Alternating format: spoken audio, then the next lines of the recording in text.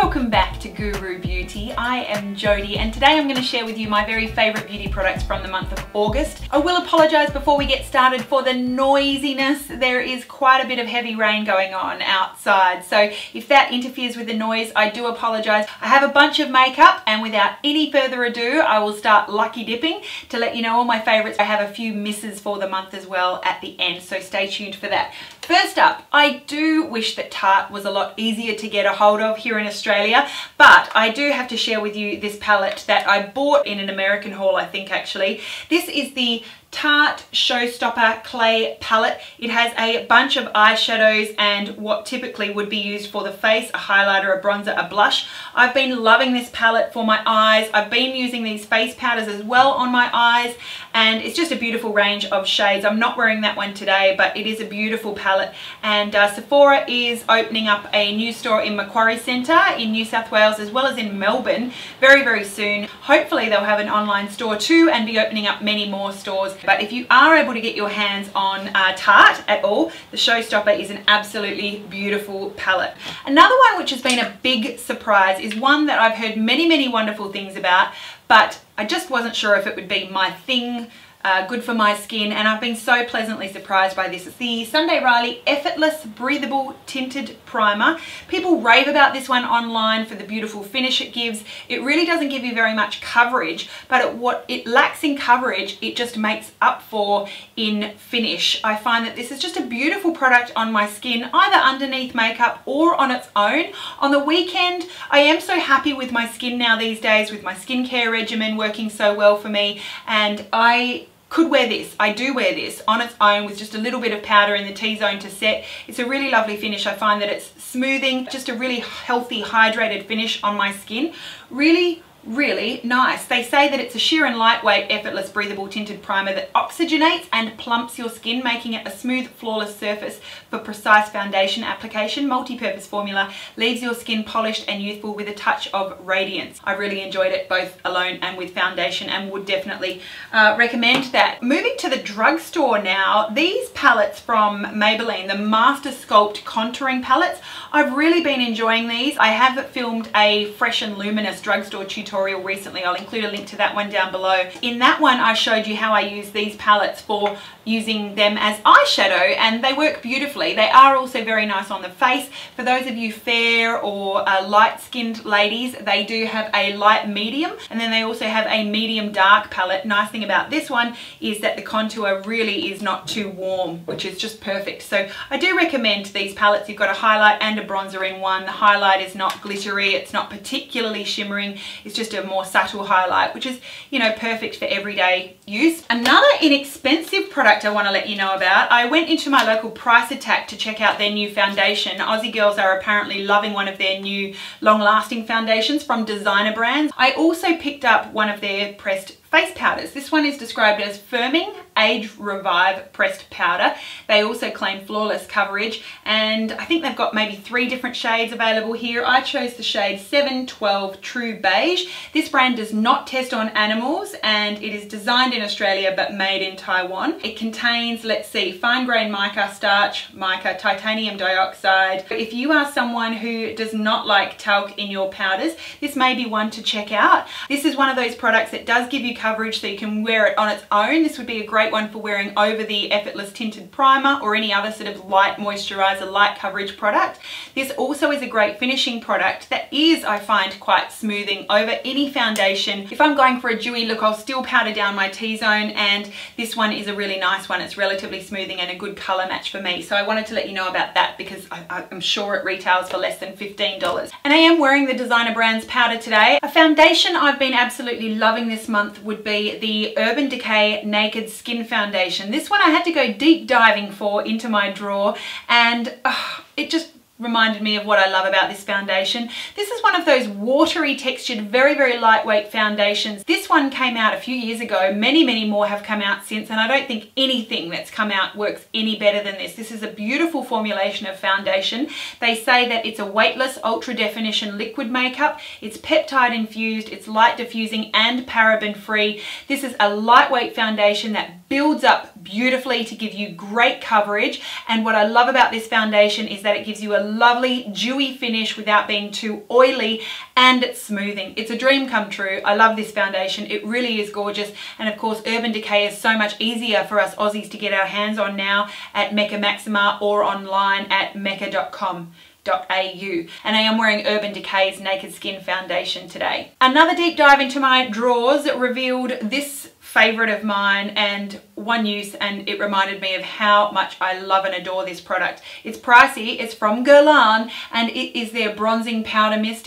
Oh my gosh, it's available in 2 or 3 different shades, and you spray it over your face. It just gives you a gorgeous glow.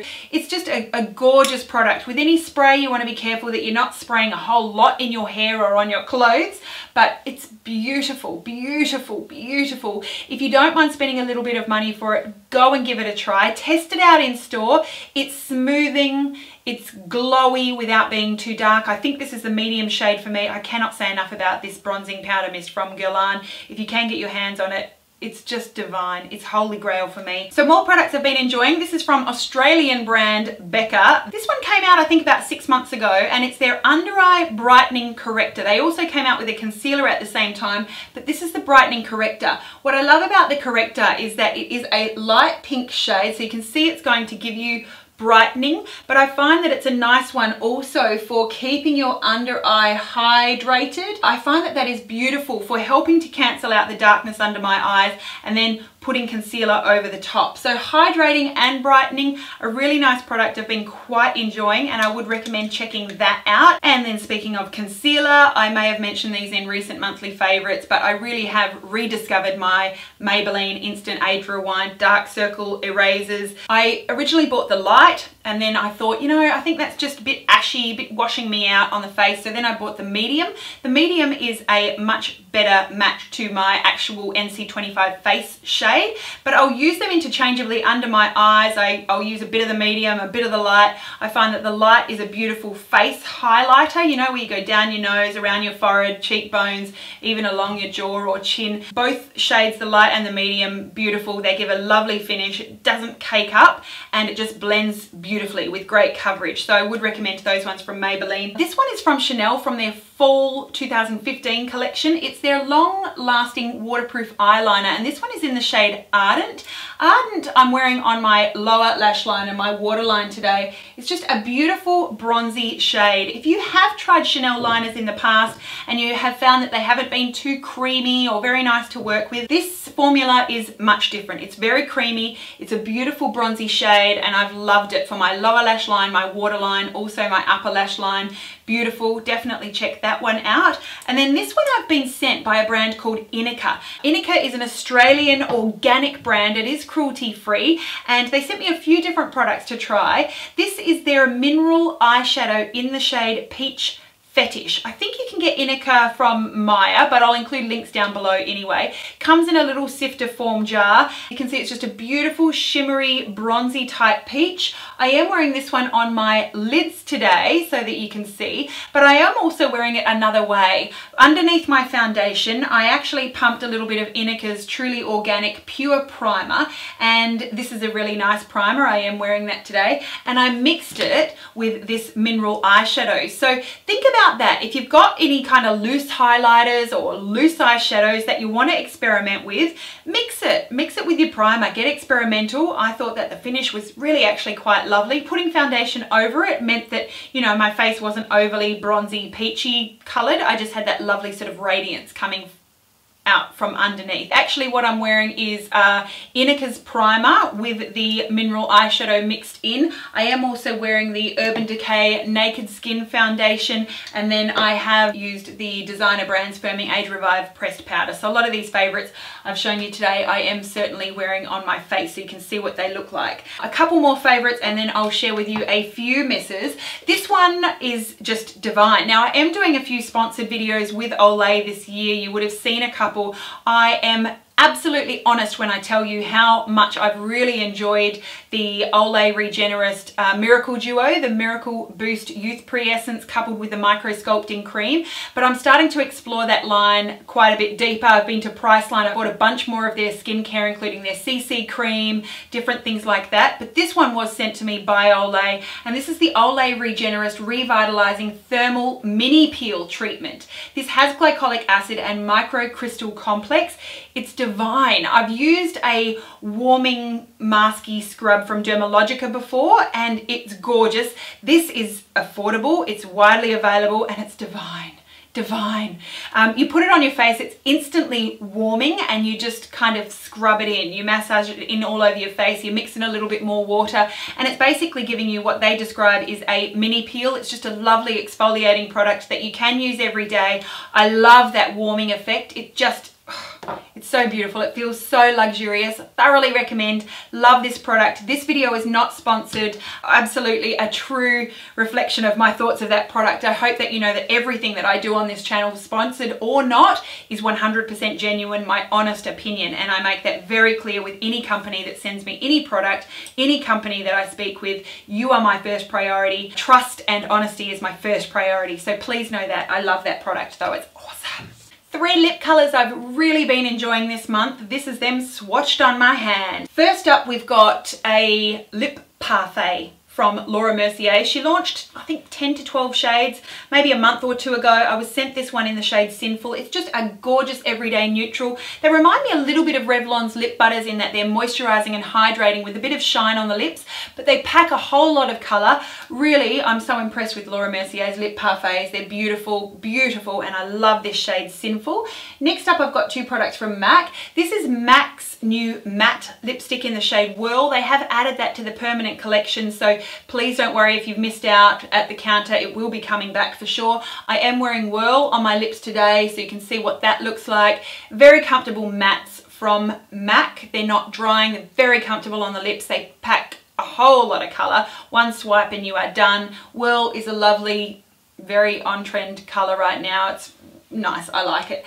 And then this last one is a cream sheen from M.A.C. This is in the shade Nippon. It's a very sort of shiny, glossy, semi-opaque finish, and it's just a gorgeous peachy shade, and I have enjoyed it quite a lot. This, of course, does not last anywhere near as long as the matte, so you do have to reapply, but Nippon is the kind of shade that you can reapply without having to look in the mirror, so it's not that big a problem having to reapply. But they would be my favourite lipsticks that I've worn the most this month. Really enjoying those.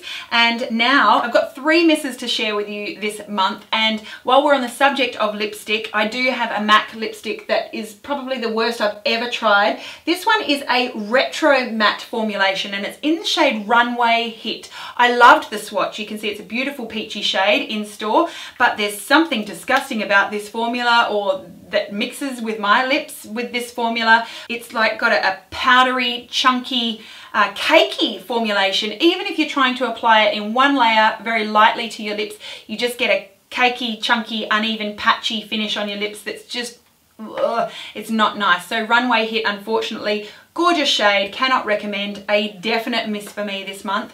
Next one is a foundation that I did post a review of very recently. This is Maybelline's new Fit Me Matte and Poreless foundation. Many people, I want to make it clear, love this foundation. Many people find that this is a holy grail foundation for them, so I want to say that first of all. But I do have oily combination skin and have pretty large pores, so matte and poreless, right up my alley. They say that it's for normal to oily skin, so something that's oil controlling, something that's smoothing, I'm gonna love. This one though, I tried without a primer and without a powder, I will say that, but I didn't find it particularly mattifying at all. I found it going shiny pretty quickly, and I didn't find it poreless at all. In fact, I didn't find it to be smoothing really at all. It didn't exacerbate pores, but there was nothing really particularly mattifying or poreless about it in my experience. I'll include a link to that review down below, but please do know that what has been a miss for me, yeah, certainly many people love. So if you've loved that foundation, if you have found the one, you know, please forgive me that I haven't enjoyed it. Unfortunately, it just didn't work for my skin. It didn't do anything for me. It wasn't an awful foundation. It was just okay and just did nothing, yeah, really positive.